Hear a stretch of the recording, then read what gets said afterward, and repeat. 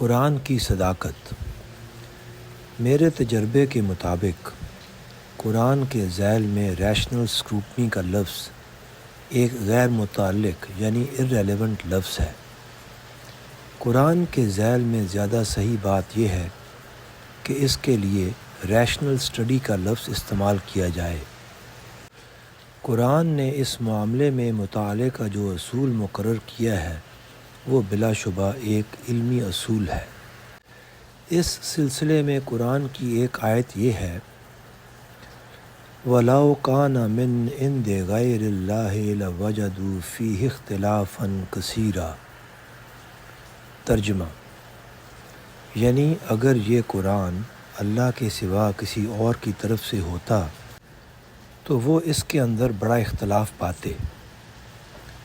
اس آیت کے مطابق قرآن کی صداقت یعنی ویراسٹی کو جاننے کا معیار یہ ہے کہ قرآن کے بیانات کو علمی مسلمات یعنی سائنٹیفک فیکٹ سے تقابل کر کے دیکھا جائے۔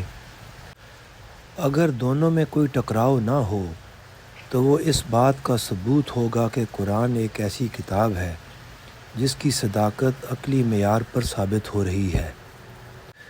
یہی قرآن کے عقلی مطالعے کا واحد طریقہ ہے۔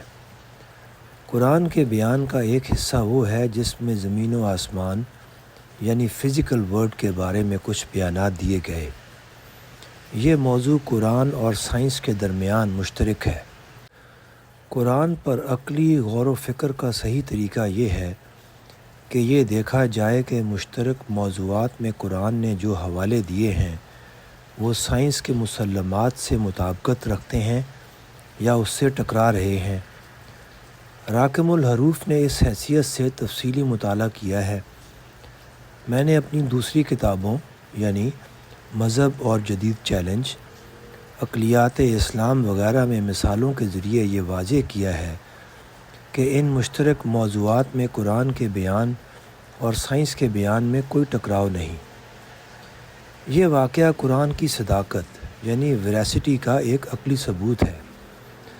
مشترک موضوعات میں قرآن کے بیان کے درست ہونے سے ہم کو یہ قرینہ یعنی پروبیبلٹی ملتا ہے کہ ہم یہ قیاس کر سکیں کہ غیر مشترک موضوعات میں بھی قرآن کے بیانات درست ہیں۔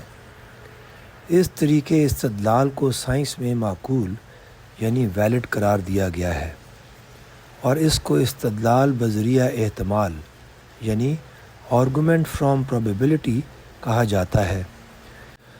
یعنی معلوم دنیا کے بارے میں قرآن کے بیانات کے درست ثابت ہونے سے یہ قرینہ ملتا ہے کہ غیر معلوم دنیا کے بارے میں بھی قرآن کے بیانات احتمالی طور پر یعنی پروبیبلی درست ہیں۔ اس اصول استدلال کے بارے میں مزید معلومات کے حسب ذیل کتابیں ملاحظہ فرمائیں۔ Science and the unseen world by Arthur Eddington, human knowledge by Bertrand رسل۔